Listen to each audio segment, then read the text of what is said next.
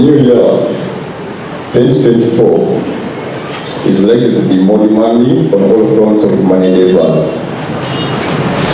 At household level, most of the families are already facing challenges of getting the ends meet, while at the same time preparing to take back their children to schools, colleges, and universities amidst the hardships in mobilizing financial resources. This demands no sacrifice and commitment, as well as proper focus on the task before us. And if you can recall, when the third president was addressing his end of year press conference, he did remind the general public that they should be mindful of the things ahead of us as they mark their festive season.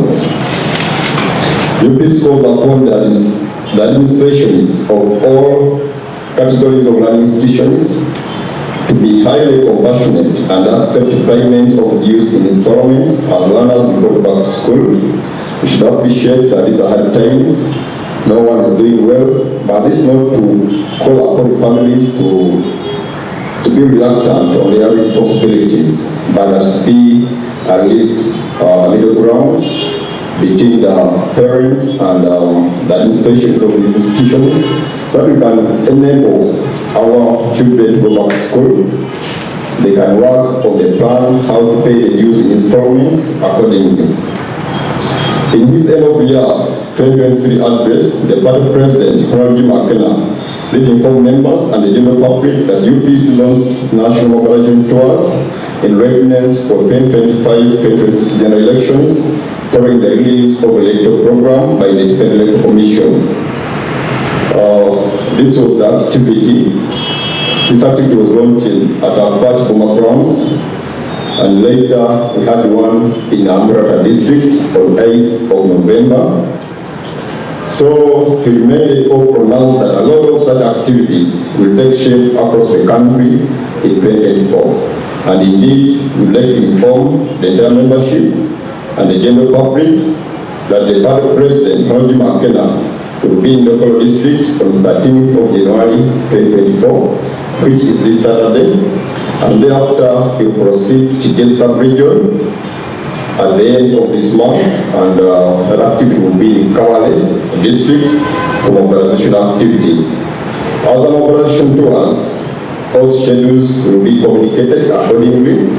This is a year of action. We shall be traversing the country in readiness for the upcoming elections, and of course, reawakening and mobilizing our members, calling upon them to identify potential candidates who will carry our flag in such elections, and also in ensuring or encouraging them to be active in their respective branches as per the party constitution.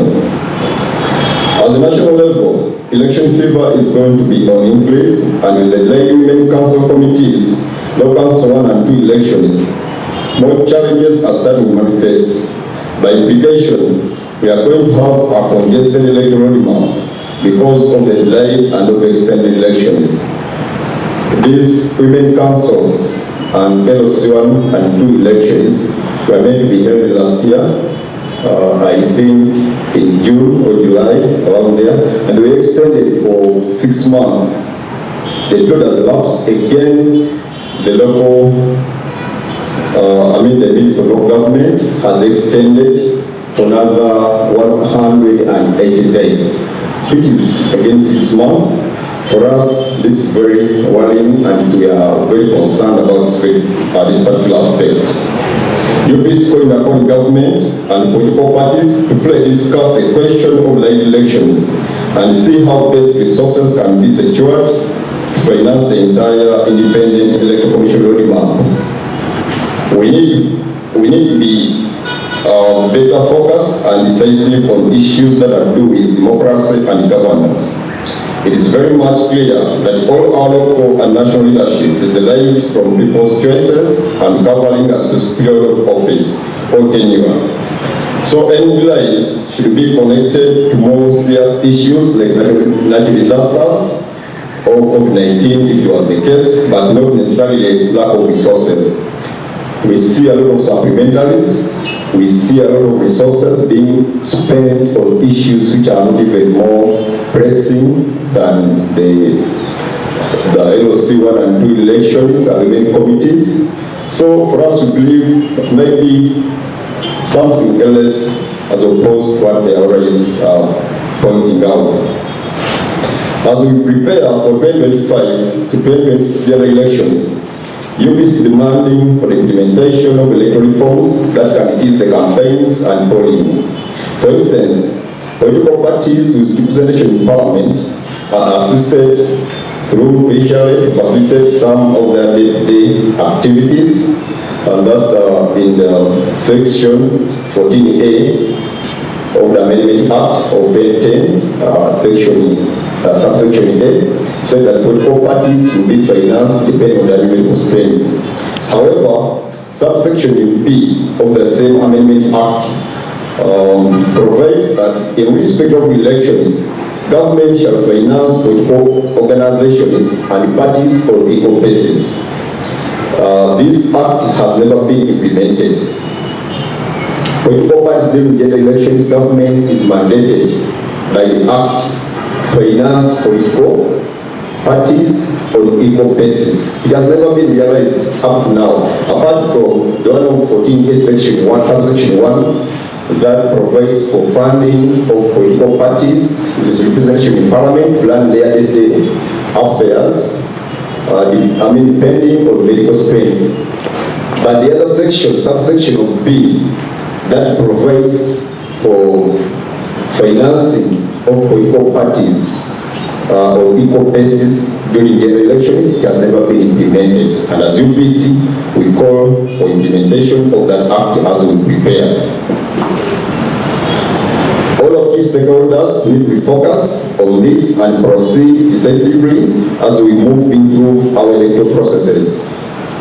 UPC welcomes the reconstruction and rehabilitation of some of the silos and drainage channels in market television by government ahead of the 19th non-aligned movement and the G27 summits at Mnonyo Commonwealth Resort Hotel. However, responding and planning for these specific events when our people are losing both lives and property due to bad laws is a poor idea.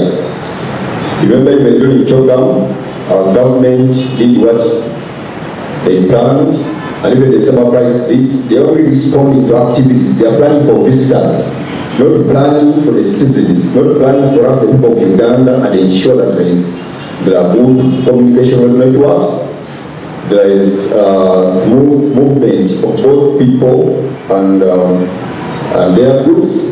Because we should not be responding to issues and events like the events going to be in Munyonyo, so we work on those only laws that connects to Munyonyo, so that our visitors see that Uganda is doing well, they have good laws. That's bad. So we call UPC government to continue with the law repairs in Kampala, and not only necessarily for the site summit purposes, which repairs should be extended up country as well as vehicles, communication and service delivery. Any possible loads or damaged bridges is the real challenge to rate and movements of people. Thus, they need to be focused and decisive as we move on with 2024.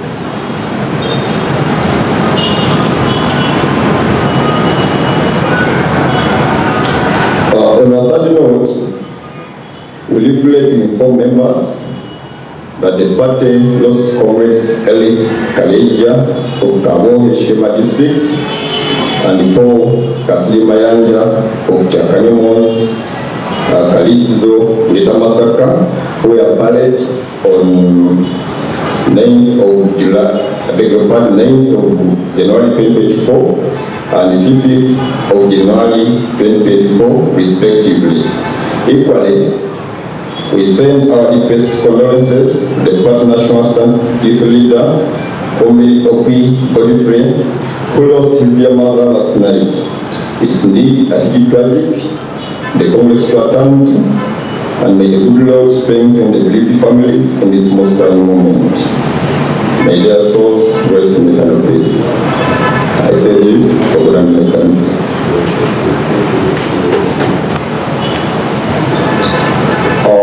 members.